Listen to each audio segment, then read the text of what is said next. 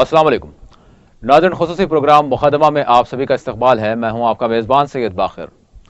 नाज़रीन, जैसा कि आप सभी जानते हैं कि हम अपने इस ख़ुसूसी प्रोग्राम में उन मामलात का जायज़ा लेते हैं जिसके नतीजे में समाज, मुआशरा और दुनिया में एक खल्फ़शार पैदा होता है। हम उन मसाइल की असल जड़ को जानने की कोशिश करते हैं जिसका ताल्लुक़ समाज के ही तबक़ात, अफ़राद इसको जन्म भी देते हैं। हमारा मुक़द्दमा इंसानियत की फ़लाह व बहबूद और इंसानी हुकूक़ और इंसाफ़ की पाबजाई का मुतालबा करता है, जिसके ज़रिए दुनिया और हर ख़ित्ते में क़याम अमन को यकीनी बनाया जा सके। इसलिए कि जब इंसाफ़ नहीं होता तो फिर यहीं से इंतशार शुरू होता है और यही इंतशार एक घर, एक मुल्क से लेकर दुनिया की तबाही का बाइस बनता है। आज हमारा मुक़द्दमा है उन तारीख़ दानों पर या फिर उन नाम निहाद तारीख़ दानों पर, फ़िरक़ा परस्तों पर, समाज के दुश्मनों और मुख्तलिफ तबक़ात के दरमियान गलत तारीख़ पेश करने वालों पर, जो न सिर्फ नफ़रत का प्याम आम करना चाहते हैं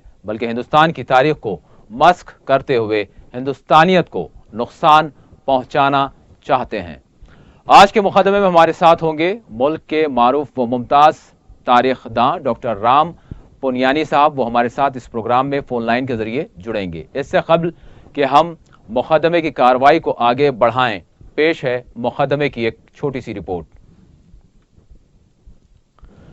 हिंदुस्तान पर मुसलमान हुक्मरानों की तहजीब व तमद्दुन के असरात के पेश नज़र अल्लामा शिबली रहमतुल्लाह अलैह का नज़रिया उन्हीं के अल्फाज में तहरीर किया जाएगा ताकि आइंदा सुतूर को समझने में सहूलत हो।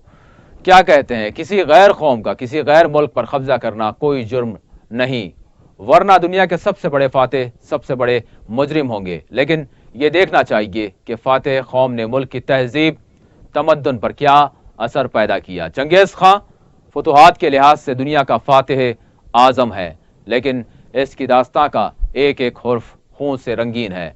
मराठे एक ज़माने में तमाम हिंदुस्तान पर छा गए थे, लेकिन उस वक्त एक ऐसी आंधी उठी कि इन पर लूट मार का इल्ज़ाम लगा। लोगों से आमदनी का चौथाई वसूल करते। वैसे हिंदुस्तान और अरबों की हज़ारों बरसों से तिजारती ताल्लुकात रहे, लेकिन ज़माने क़दीम से ही अगर जायज़ा ले तो पता चलता है कि दो कौमों के दरमियान खुशगवार ताल्लुकात रहे, तो वहीं दुनिया में कई एक जंगें भी हुई। दुनिया की हज़ारहा बरस क़दीम तारीख़ का जायज़ा किसी हुक्मरान को जालिम तो किसी को अमन पसंद करार देता है। इसी तरह हिंदुस्तान की तारीख़ एक क़दीम इंसानी तमद्दुन की तारीख़ है। हिंदुस्तान ने अशोका को भी देखा और मुग़ल हुक्मरानों को भी देखा। अगरचे आज हिंदुस्तान एक जमहूरी मुल्क है। हिंदुस्तान पर अगर राजे, महाराजों और अशोका जैसे सम्राट ने हुकूमत की, तो वहीं कई सदियों तक मुस्लिम बादशाहों और शहंशाहों ने भी दहली पर हुकूमत की। लेकिन आज बाज़ अहले वतन की निगाह में तमाम मुस्लिम हुक्मरानों में सबसे बड़ा मुजरिम सुल्तान औरंगज़ेब को वो मुजरिम करार देते हैं, और इस पर आए तमाम जराइम में सबसे बड़ा जुर्म हिंदुओं के साथ तशद्दुद और इनके मनादिर को मुनहदम करने और मसाजिद तामीर करने का इल्ज़ाम आयद करते हैं। वहीं दूसरी जानिब महमूद गजनवी पर भी अपना सारा वो गुस्सा निकालते हैं, और इसके अंदर सबसे बड़ी खामी ये बताई जाती है कि वो हिंदुओं को ज़बरदस्ती मुसलमान बनाते थे और जो इनकार करता था उसको वो कत्ल कर देते थे। इसकी हुक्म पर लाखों लाख हिंदुओं को जबरन इस्लाम स्वीकार करने के लिए मजबूर होना पड़ता था। जिस औरंगजेब जैसा दुर्दांत शासक इतिहास में जिसके बारे में कहा जाता कोई दूसरा नहीं हुआ। दूसरा उदाहरण मैं देता हूं, आप दक्षिण भारत में जाएंगे, वहां पर एक अन्य दुर्दांत शासक का नाम आता है टीपू सुल्तान के नाम पर। हम सबको यह सोचना चाहिए कि बाबर ने राम मंदिर क्यों तोड़ा? क्या बाबर का भगवान राम से कोई झगड़ा हुआ था? मोहम्मद गजनी ने भगवान शंकर का सोमनाथ का मंदिर क्यों तोड़ा? क्या गजनी का भगवान शंकर से झगड़ा हुआ था? औरंगजेब ने काशी विश्वनाथ क्यों तोड़ा? औरंगजेब ने कृष्ण जन्मभूमि क्यों तोड़ी? मोहम्मद अली जिन्ना और उनके सहयोगी मुसलमानों ने हमारी भारत माता क्यों तोड़ी? सवाल यहाँ पर यही उठता है कि क्या हम हिंदुस्तानियों तक दुरुस्त तारीख पहुँचाई जा रही है, या फिर हम में एक ख़ास तबका खुद अपने मुल्क की तारीख को गलत अंदाज में पेश करने की कोशिश कर रहा है, जिसके नतीजे में मुल्क में सिवाय इंतशार के और कुछ नजर नहीं आता। क्यों आज किसी शहंशाह को या फिर किसी महाराजा को लेकर इनकी तस्वीर कुछ ऐसे अंदाज में पेश की जा रही है जो हक़ाइक़ से दूर है। हिंदुस्तान के मुसलमान हुक्मरानों को जालिम और लुटेरे करार देना किस कदर इंसाफ है, जबकि ये वही हुक्मरान हैं जिन्होंने हिंदुस्तान के बिखरे हुए रजवाड़ों को मुत्तहद किया, कहीं ताजमहल तो कहीं लाल किला और कहीं चार मीनार से इस मुल्क को सजाया। असल हकीकत क्या है? कौन मुल्क की तारीख को मजरूह कर रहा है और इनका मकसद असल में क्या है? और नाज़रीन, इससे क़ब्ल के मुल्क के मुस्लिम हुक्मरानों के अहद और तारीख़ के हक़ाइक़ का जायज़ा लें, हम आपको बता दें कि मुल्क में मुख्तलिफ तबक़ात के दरमियान हम आहंगी तारीख़ी मामलात को लेकर पैदा की जाने वाली गलत फहमियों को दूर करने के लिए हिंदुस्तान के मारूफ तारीख़दां डॉक्टर राम पुनियानी ने एक खुसूसी ऐप के ज़रिए एक फ़िरक़ा वाराना हम आहंगी पर मुश्तमिल डिप्लोमा कोर्स शुरू किया है, जो यकीनन आज के हिंदुस्तान के लिए अशद ज़रूरत है। यूनाइटेड इंडिया के नाम से उन्होंने ये ऐप शुरू किया जो 68 मुख्तलिफ मौज़ूआत पर है। इस ऐप के बारे में वो क्या कहते हैं? इस ऐप को डेवलप किया है हैदराबाद से ताल्लुक़ रखने वाले सैयद खालिद ने। This app is built with the motive of improving communal harmony in India. लेकिन थोड़े दिनों से हम ये देखते हैं कि communal harmony, communal violence India में बढ़ते आ रहा है और ये बहुत बुरी बात है। The country which is famous for secularism, उस तरह की country, the country which gave birth to major religions of the world, that kind of country is now considered as the place where there is a communal violence, there is more communal violence. So we need to think about it. Good morning, friends. First of all, I am very happy that this app is being launched today. It was, I think, 6 to 8 months earlier that Aman Bhai and Khalid Bhai, they met me in some program and they said that they want to make an app on the whole topic of communal harmony. So I was actually very delighted because today the major issue which is having in our society is related to communal divide, communal hatred. आज के जो सबसे बड़े सवाल हैं वो लोगों के मन में नफ़रत फैला दी गई है और जैसे खालिद भाई ने अच्छे से बताया कि दुनिया में तब तक हिंसा, वायलेंस नहीं हो सकता जब तक नफ़रत नहीं है।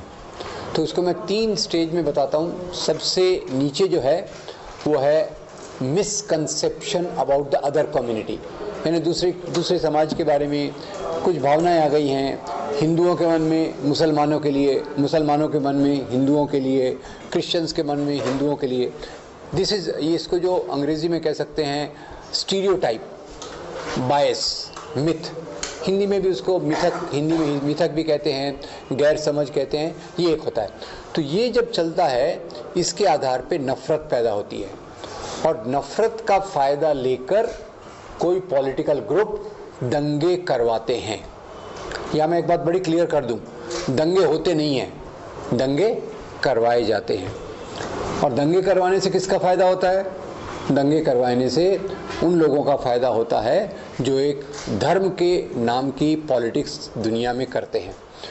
पहली बात ये कर दूं कि मैं कोई हिंदू विरुद्ध मुस्लिम, हिंदू विरुद्ध क्रिश्चियन की बात नहीं कर रहा। दिस पेनफुल फेनोमेनन जो ये है, ये प्रक्रिया है, साउथ एशिया में बहुत फैली हुई है। पाकिस्तान में हिंदू मारे जाते, क्रिश्चियन मारे जाते, बांग्लादेश में हिंदू मारे जाते, बौद्ध मारे जाते, श्रीलंका में मुसलमान और क्रिश्चियन मारे जाते हैं, भारत में भी मुसलमान और क्रिश्चियन मारे जाते हैं। तो ये सवाल ये है कि ये एक प्रकार का पॉलिटिक्स है जो नफ़रत के आधार पे अपनी वोट बैंक को, अपनी राजनीति को मजबूत करता है। और नाज़रीन, इस वक्त हमारे साथ फ़ोन लाइन पर मौजूद हैं डॉक्टर राम पुनियानी साहब, जो तारीख़दां हैं, मुबस्सिर हैं। वो इस वक्त हमारे साथ फ़ोन लाइन पर मौजूद हैं। डॉक्टर साहब, मैं आपका इस्तक़बाल करता हूँ 4TV न्यूज़ पर। Thank you very much. Doctor साहब, आज हम बात कर रहे हैं, आज हमने उन्वान दिया है गलत तारीख पेश करने वाले हिंदुस्तानियत के दुश्मन। ये आज हमने उन्वान दिया है अपने इस खुसूसी प्रोग्राम मुकदमे का। मैं आपसे यहाँ पर जानना ये चाहूँगा, यकीनन बहुत सारी बातें हैं, कई घंटे गुजर जाएं अगर आपसे तारीख के हवाले से बात की जाए। यकीनन वक्त की तंगी के लिहाज से इख्तिसारन हम इस प्रोग्राम में बात करेंगे। मैं सबसे पहले आगाज़ करना चाहूँगा आज़ादी से पहले की अगर हम बात करें, यकीनन आज हम एक आज़ाद मुल्क हैं। अब हम अगर पीछे जाते हैं आज़ादी से पहले, तो यकीनन वो कोई जमहूरियत नहीं थी, यहाँ पर हिंदुस्तान में अंग्रेज़ों का कब्ज़ा था। तो इस हवाले से मैं जानना चाहूँगा, बिलखुसूस आगाज़ करता हूँ मुस्लिम हुक्मरानों के हवाले से, मुस्लिम जो रोलर्स थे इनके हवाले से जो आज एक तस्वीर पेश की जा रही है, जिसके नतीजे हम देख रहे हैं कि यकीनन दो तबक़ात के दरमियान दूरियां आ रही हैं। वो ऐसे ऐसे वाक़यात सामने लाए जा रहे हैं जिसके नतीजे में यकीनन आप बेहतर इसके हवाले से जानते हैं। मैं आपसे यहाँ पर यह जानना चाहूँगा, आगाज़ करता हूँ अशोका और बाबर। अगर हम पुरानी तारीख में जाते हैं तो ये दोनों रोलर हैं, आप इनमें किस तरह की सिमिलैरिटी देखते हैं और किस तरह ये अलग अलग हैं? देखिए, बाबर जो था, बाबर को यहाँ आने का जो निमंत्रण के लिए राणा सांगा के नाम के एक राजा ने उनको यहाँ बुलाया था। जी। राणा सांगा की लड़ाई इब्राहिम लोदी से हो रही थी, तो उसके अलायंस के लिए उन्होंने बुलाया था और दूसरे भी उसके कारण हालात जुड़े हुए थे। और अशोका दूसरी तरफ से जो था वो यहीं का एक राजा था, इसी एरिया में राज करता था। कलिंगा की लड़ाई के बाद उसका दिल बदल गया और उसने जो इतनी क्रूरता देखी उसके बाद वो बुद्ध धर्म में चला गया।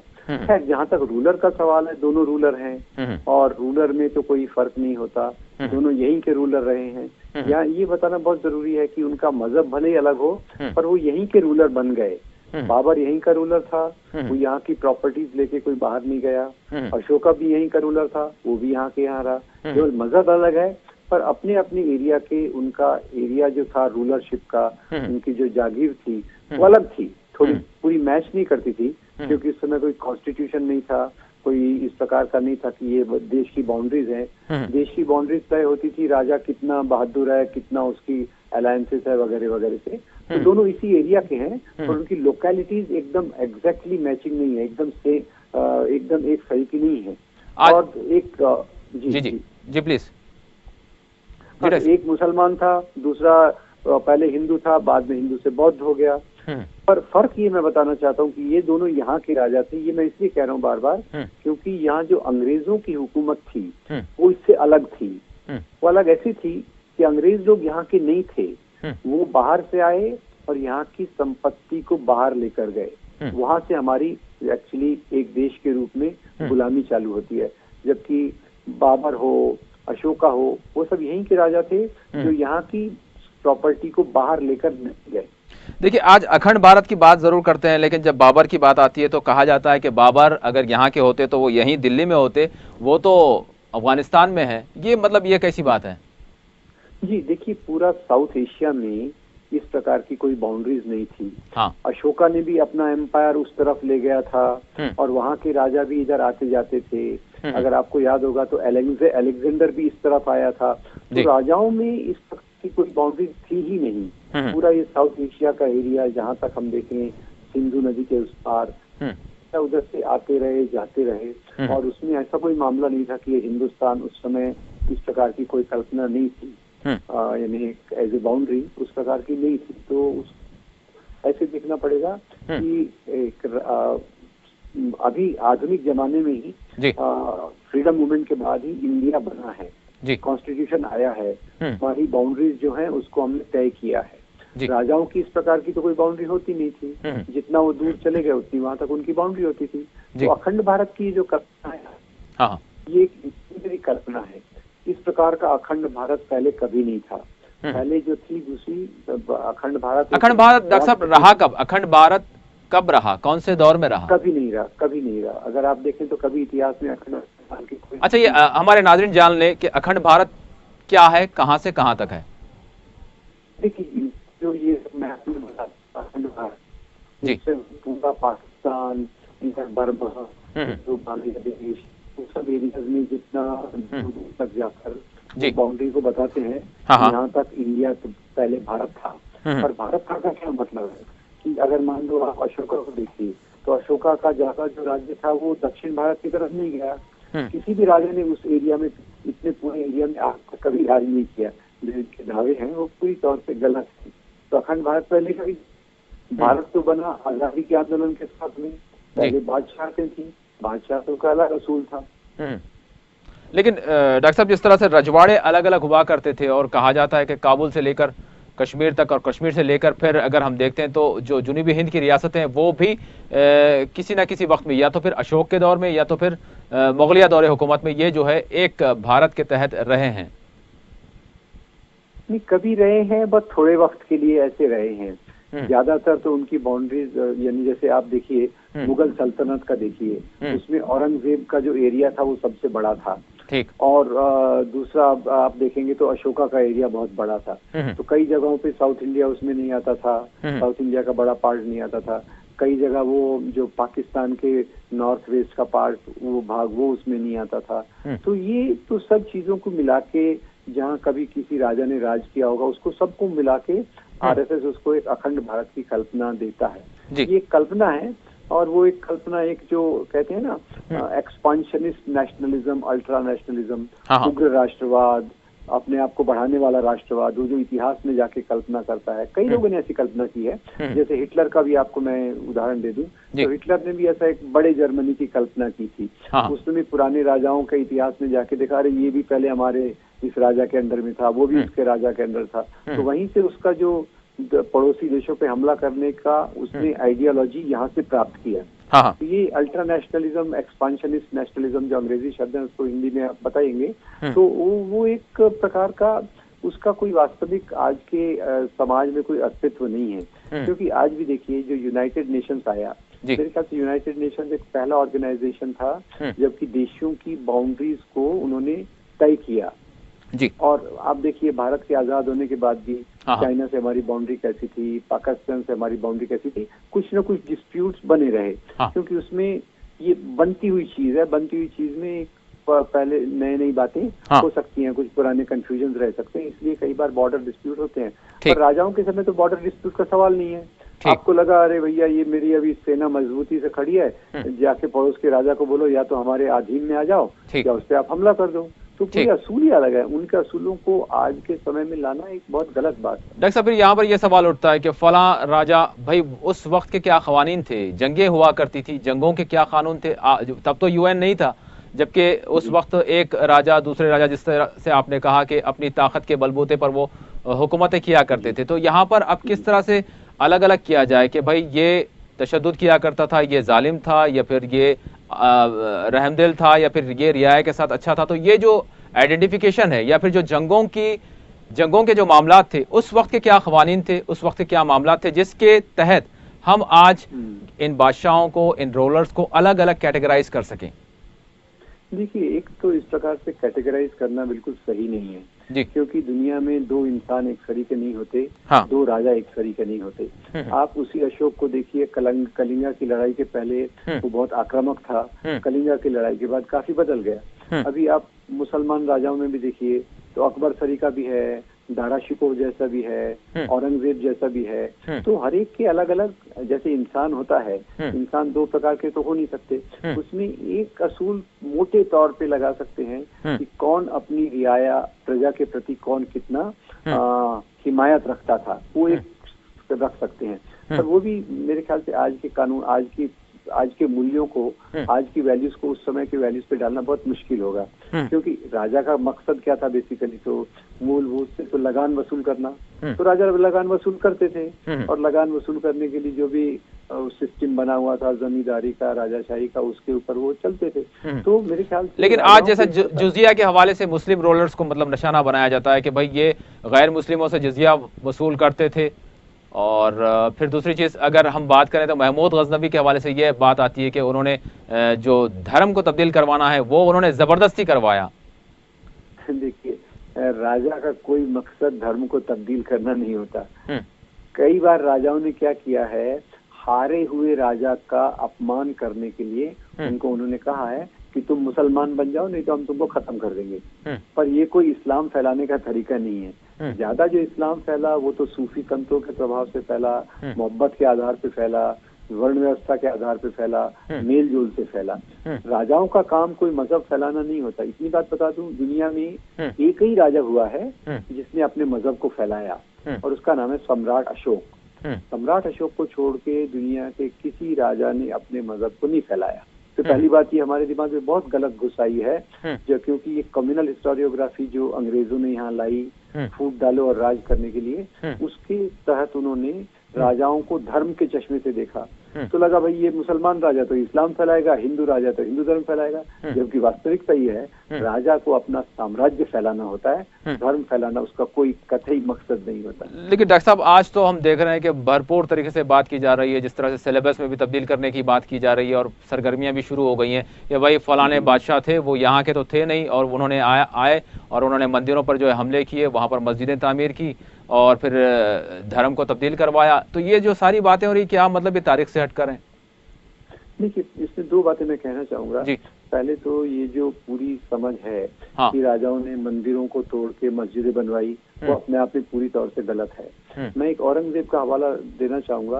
औरंगजेब ने काशी में विश्वनाथ के मंदिर को तोड़ा, उसी औरंगजेब ने उज्जैन में महाकाल के मंदिर को दान दिया, आसाम में गुवाहाटी के मंदिर को दान दिया, वृंदावन में भगवान कृष्ण के मंदिर को दान दिया। तो ये जो मंदिर तोड़े गए कई राजाओं द्वारा, वो मजहब के कारण नहीं तोड़े गए, वो तोड़े गए सियासत के सवाल पे, कई बार संपत्ति के सवाल पे। महमूद गजनवी का जो हवाला दिया जाता है कि उसने ये यहाँ मंदिर तोड़े, सोमनाथ का मंदिर बार बार तोड़ा क्योंकि सोमनाथ के मंदिर में बहुत पैसा था, वहाँ 151 करोड़ की संपत्ति थी जो एक बार वो लेके गया, 20,000 सोने की दीनारें थी। तो पहली बात तो ये निकाल देना चाहिए कि राजा लोगों ने मंदिर तोड़कर मस्जिदें बनवाई।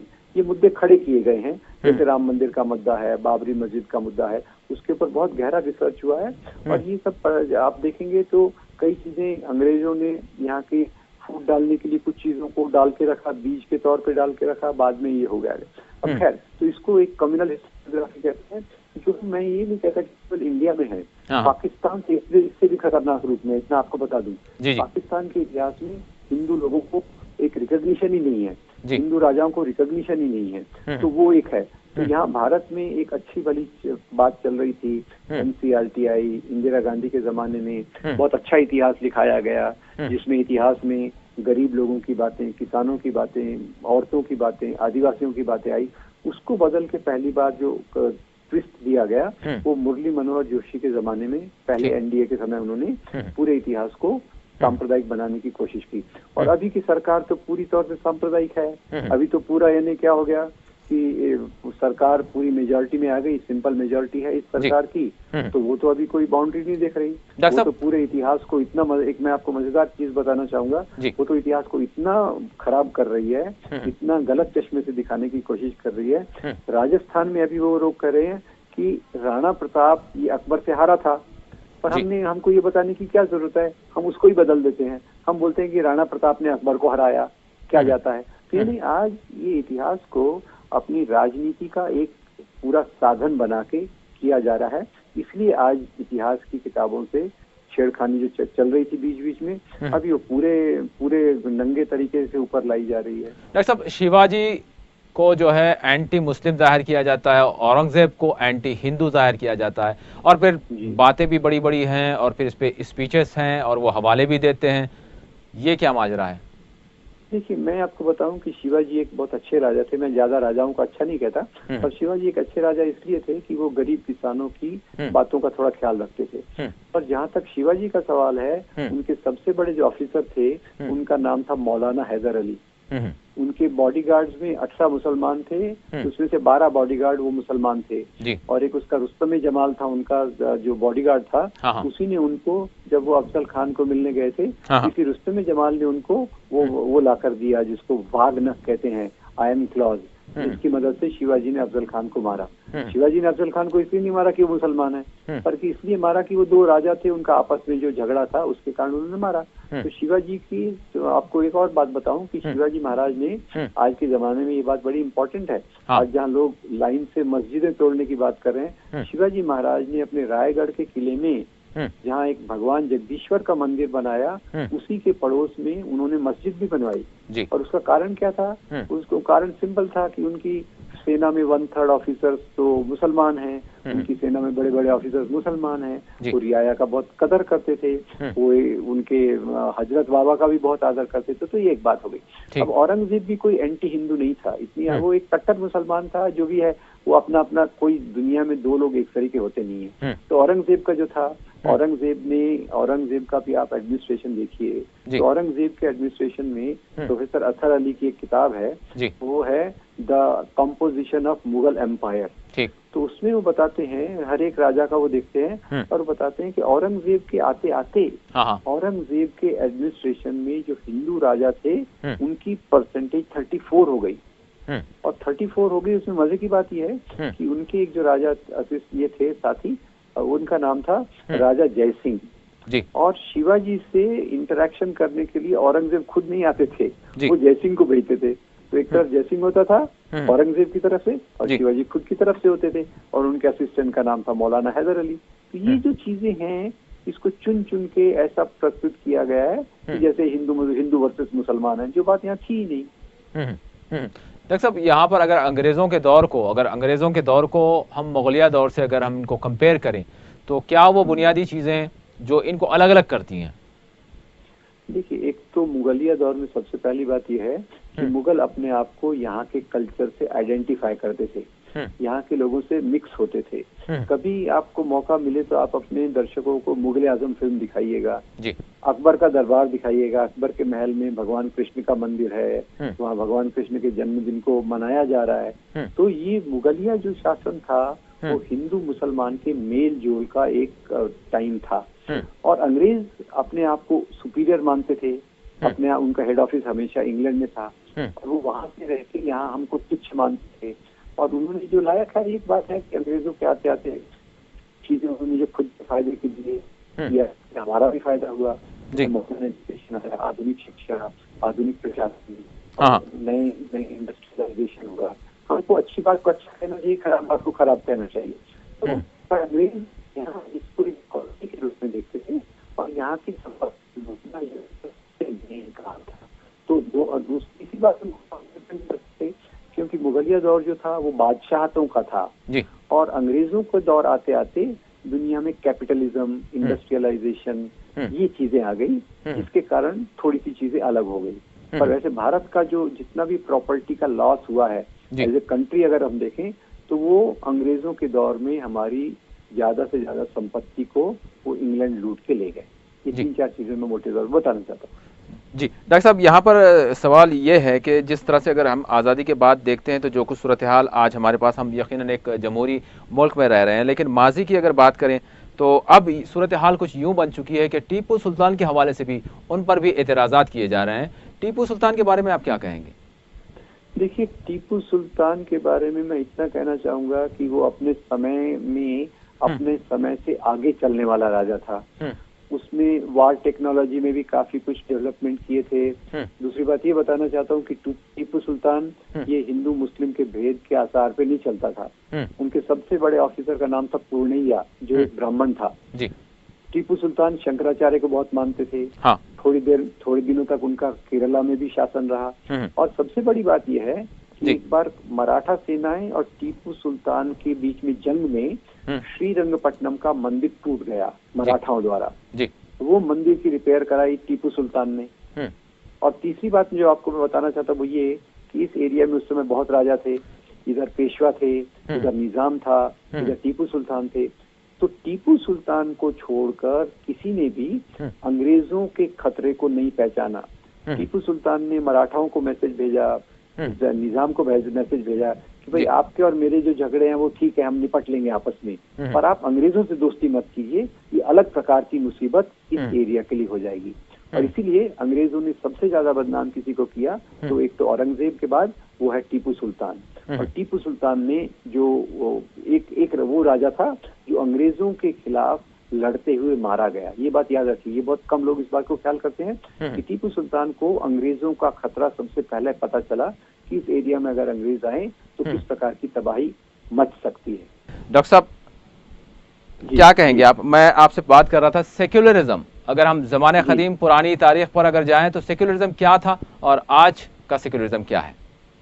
जी देखिए, सेक्युलरिज्म का वैसे देखा जाए तो आजादी के आंदोलन के दौरान जो हमारे उभरते हुए लोग थे, मतलब हाँ। इंडस्ट्रियलिस्ट, आधुनिक शिक्षित वर्ग और आम जनता जो थी वो सेक्युलरिज्म के लिए थी। और जहाँ यहाँ पुराने राजे रजवाड़े जो थे वो लोग, उन लोगों ने मजहब के नाम की राजनीति की फाउंडेशन की। ये बात बहुत कम लोग जानते हैं कि शुरू में मुस्लिम लीग में और हिंदू महासभा में केवल राजा लोग थे और जमींदार लोग थे। बाद में चलकर इनमें कुछ एजुकेटेड लोग आ गए, अपर कास्ट लोग आ गए। तो ये दो प्रकार का पॉलिटिक्स, दो प्रकार का नेशनलिज्म शुरू से रहा है।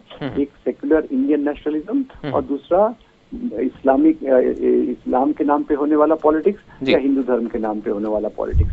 तो देखिए, ये भारत में जैसे इसी के यही कारण था कि जिसके कारण पाकिस्तान बनना पड़ा, और वो अंग्रेजों की नीति भी उसके पीछे थी, वो हमको भूलना नहीं चाहिए कि सबसे बड़ा रोल अगर किसी चीज में रहा है तो वो अंग्रेजों की पॉलिसी का रहा है, जिन लोगों ने यहाँ के कम्युनल लोगों को प्रमोट किया। ये बात बड़ी मजे की है कि जो मुस्लिम सांप्रदायिक लोग थे या हिंदू सांप्रदायिक लोग थे, इनको अंग्रेजों ने ही प्रमोट किया और ये लोग भी अंग्रेजों के साथ वफादारी से उनके साथ चलते रहे। खैर, अब उस समय का सेक्युलरिज्म, यानी देखिए गांधी की लीडरशिप में चलने वाला जो फ्रीडम मूवमेंट था वो यहाँ की सेक्युलरिज्म का सबसे हाईएस्ट वैल्यू है। अब आप गांधी जी को देखिए, एक तरफ वो हिंदू हैं, दूसरी तरफ सभी धर्मों के लोगों का आदर करते हैं, सभी धर्मों के लोगों को जोड़ते हैं। तो दूसरी तरफ ऐसे जिन्ना सरी के लोग हैं जो अपने आप शायद इतना इस्लाम का अपने जीवन में उतना उनकी जगह नहीं थी। बहुत अच्छे इंसान थे, बहुत अच्छे लॉयर थे, पर उन्होंने मुस्लिम लीग की हिमायत करने गए तो फिर वो एक दूसरी जगह चले गए। जबकि मौलाना अबुल कलाम आजाद थे, वो कहते रहे भाई कि भाई इस्लाम तो लोगों को जोड़ने की बात करता है, तोड़ने की बात नहीं करता, तो पाकिस्तान की बात क्यों होना चाहिए। तो इस प्रकार से दो चीजें चलती रही। तो दुर्भाग्यवश क्या हुआ है कि खास तौर से पंडित नेहरू के बाद 1980 के बाद और कि दुनिया में जो माहौल बदला है उसी के साथ ये हिंदू मजहब के नाम का पॉलिटिक्स पहले से ज्यादा मजबूत होता गया है।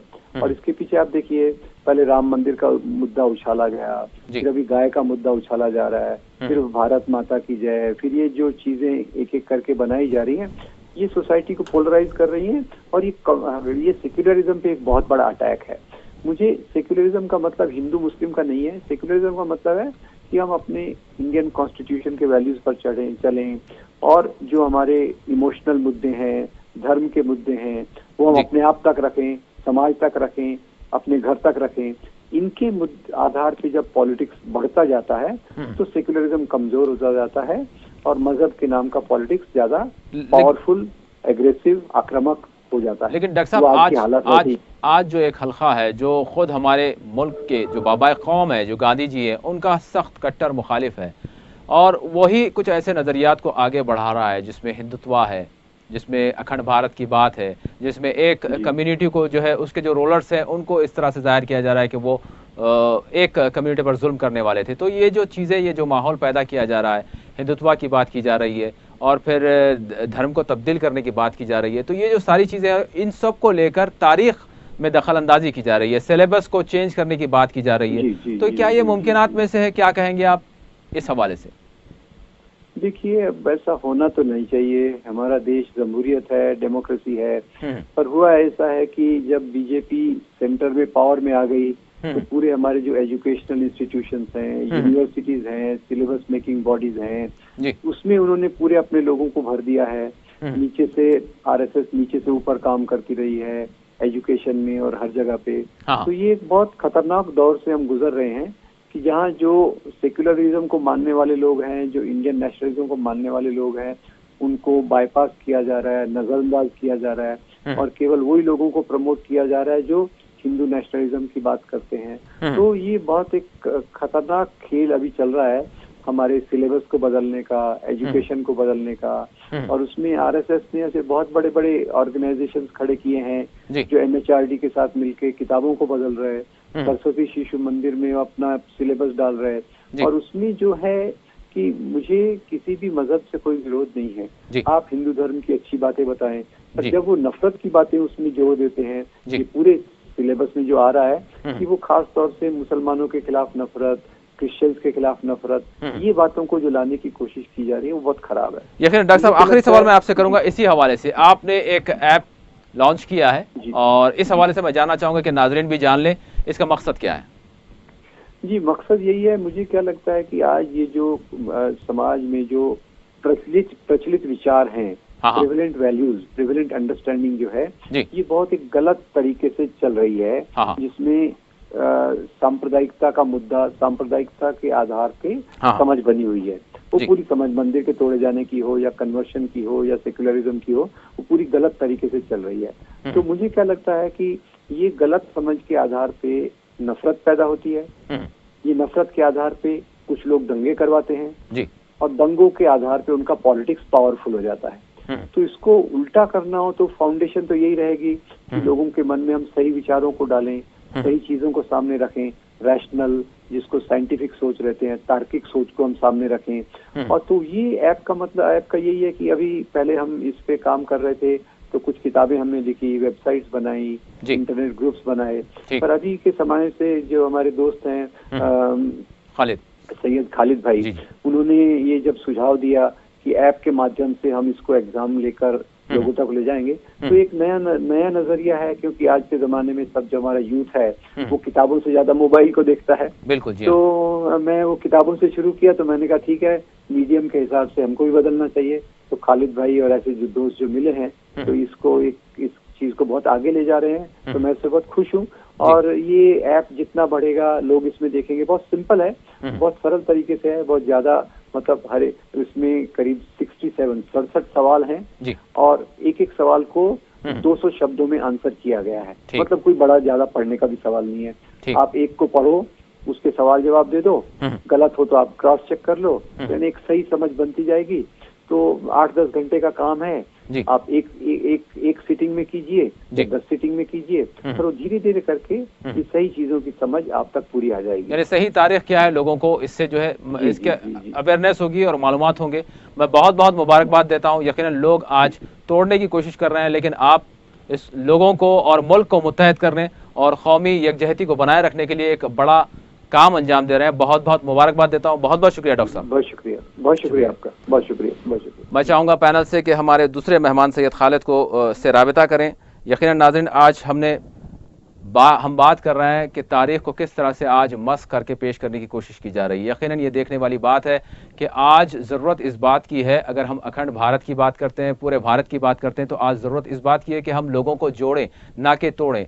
सवाल यहाँ पर यही हो रहा है कि आज मुख्तलिफ ताकतें चाहती हैं कि लोग आपस में लड़ें, तकसीम हो, जिसके तहत वो अपने मफादात, निजी मफादात दरअसल वो हासिल कर सकें। यकीनन ये मुल्क के लिए सिवाय तबाही के, मुल्क की बर्बादी के और कुछ नहीं हो सकता। यकीनन इसी तनाजुर में आज हम अपना ये मुकदमा कर रहे हैं और हमारा मुकदमा यही है कि तारीख़ को किस तरह से आज गलत अंदाज में पेश किया जा रहा है। आज का उन्वान हमने दिया है तारीख़ पेश करने वाले गलत तारीख़ पेश करने वाले हिंदुस्तानियत के यकीनन दुश्मन। यकीनन डॉक्टर राम पुनियानी साहब ने जिस तरह का एक ऐप का आगाज़ किया है, ये नौजवान नस्ल के लिए एक बड़ा ही बेहतरीन और अहम ज़रिया है कि वो अपनी हकीकी तारीख़ से आगाह हो सकें और साथ ही साथ नौजवान उन गलत तारीख़ की बयानियों से दूर हो सकें और उनसे जो है अवेयर हो सकें, जिसके नतीजे में सिवाय नफ़रत के और कुछ फैलाने की कोशिश नहीं की जा रही। यहाँ तक इंतहा हो रही है कि आज निसाब में तब्दीलियाँ लाने की तक बात की जा रही है।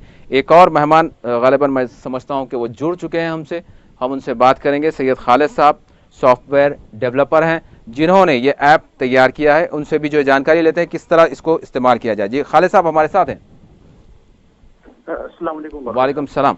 खालिद साहब आपका इस्तकबाल करता हूँ। खालिद साहब मैं चाहूँगा कि आप नौजवानों को, यकीनन वक्त हमारे पास बहुत कम है, आप अवेयर करें कि ये किस तरह का ऐप है और इसको किस तरह से इस्तेमाल किया जाए, डाउनलोड किया जाए और ये क्या पैगाम दे रहा है। मैं तकनीकी जानकारी आपसे चाहूँगा, वक्त यकीनन कम रह गया है, 3 मिनट में मैं चाहूँगा कि आप सारी चीज़ें बताएं। जी शुक्रिया बाहा साहब। सबसे पहले मैं 4TV का शुक्रिया अदा करना चाहता हूँ। बहुत खैर। जैसा कि हम लोग प्रोग्राम में देख रहे हैं कि नफरत फैलाई जा रही है, RSS, बजरंग दल, VHP, या तमाम ऑर्गेनाइजेशंस इंडिया में रहने वालों के बीच में गलत फहमियां फैला रहे हैं। हिस्ट्री को गलत तरीके से पेश किया जा रहा है। इस वजह से लोगों को मालूम नहीं हो रहा है कि सच्चाई क्या है।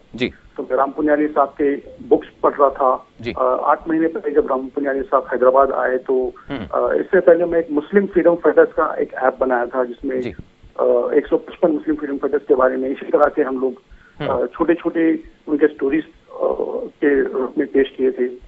आज से 10,000 लोग बस 2 महीने में वो ऐप डाउनलोड करे और बहुत से लोग उसको एग्जाम्स लिखना शुरू करे थे। तो तकरीबन 8,000 लोग मुस्लिम फ्रीडम फाइटर्स के बारे में जान लिए। तो हमने सोचा कि उसी तरह से एक ऐसे टॉपिक्स जो गलत फहमियां हैं, जैसा कि प्रोग्राम में आप बता रहे थे कि वक्त Shivaji Maharaj anti Muslim, Aurangzeb anti Hindu थे, तो जिस तरह से गलत फहमियों को लेके नफरत फैलाया जा रहा था, वो गलत फहमियों के पूरे टॉपिक्स हम लोग करेक्ट करे। तकरीबन 67 टॉपिक्स उसके बाद राम पुनियाली साहब को भेजा। राम पुनियाली साहब के बुक्स में उसको डिटेल एक्सप्लेनेशन है, लेकिन आज के जमाने में जैसा आप जानते हैं कि मोबाइल में बहुत कम वक्त में लोग ज्यादा इंफॉर्मेशन जानना चाहते हैं, तो टॉपिक्स को हम लोगों ने ये किया कि एक टॉपिक सिर्फ 200 या 300 वर्ड्स, मतलब 5 मिनट आप स्पेंड करने पे एक टॉपिक के बारे में आपको सच्चाई मालूम हो जाएगी। बस आप ऐप गूगल प्ले स्टोर में जाइए, यूनाइट इंडिया नाम से सर्च कीजिए, आपको ऐप ऑटोमेटिकली फ्रीली अवेलेबल है, डाउनलोड कीजिए। जैसे ही आप ऐप डाउनलोड करेंगे वहाँ पे आपको हर तरह की टॉपिक है कि इस्लाम, कल्चर, हार्मोनी, एक टॉपिक आप क्लिक करेंगे तो उसके अंदर चैप्टर्स आ जाएंगे। एक चैप्टर आप क्लिक करेंगे तो आपको उसमें एक्सप्लेनेशन आ जाएगा। एक बार आप एक्सप्लेनेशन पढ़ लेंगे, स्टार्ट बटन आप क्लिक करेंगे तो उसी टॉपिक में जिसमें आप पढ़े थे उसमें एक एग्जाम आ जाएगा जिसमें 5 सवाल रहेंगे। अगर आप 5 सवाल में से 3 सवाल अगर उसका सही जवाब देंगे तो आप वो लेवल क्रॉस करेंगे। तो मैं समझता हूँ कि अगर कोई इंसान 10 घंटे इस ऐप पे स्पेंड करे तो अल्हम्दुलिल्लाह इतना बेहतरीन सिटीजन बन जाएगा कि वो हर तरह का जो गलत प्रोपेगेंडा है आरएसएस का, ये ऑर्गेनाइजेशंस का, उसको जवाब दे पाएगा और अपने दोस्त अहबाब को उसकी सच्चाई बता पाएगा। इस ऐप का नाम आपने नाज़रीन जाना? ऐप का नाम है Unite India, UNITE INDIA, Unite India. जी जी जी। और एक बात मैं यहाँ बोलना चाह रहा हूँ कि हम लोग अभी तो फिल्म इसमें 67 टॉपिक्स है, लेकिन जैसे ऐप लॉन्च हुआ कल से और बहुत से लोग हमें कांटेक्ट कर रहे हैं क्योंकि हमारा ईमेल एड्रेस और फोन नंबर ऐप में है।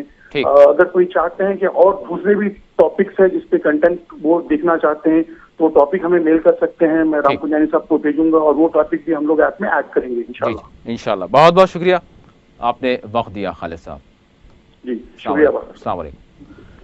तो नाज़रीन, यकीनन आज हमने अपने मुक़द्दमे में बात की कि किस तरह से तारीख़ को मस कर कर पेश करने की कोशिश की जा रही है। इस तरह की कोशिश करने वालों का मकसद सिवाय इसके कुछ नहीं कि मुल्क में इंतशार पैदा किया जाए जिसके तहत वो अपने मफादात हासिल कर सकें। लेकिन आज भी दुनिया में, आज भी हमारे हिंदुस्तान में कुछ ऐसे लोग हैं या फिर ऐसी जमातें हैं वाक़ईतन, और ऐसे सेकुलर जहन रखने वाली जमातें हैं, कायदीन हैं जो इनका भरपूर दिफा कर रहे हैं। तो यकीनन आज नौजवानों को भी इस बात की ज़रूरत है कि वो खुलकर सामने आएँ और इस तरह से जो तारीख़ को मस कर कर पेश करते हुए 2 तबक़ात के दरमियान नफ़रत को बढ़ावा देना चाहते हैं, इनको नाकाम बनाएं और हक़ाइक़ से आगाही हासिल करें।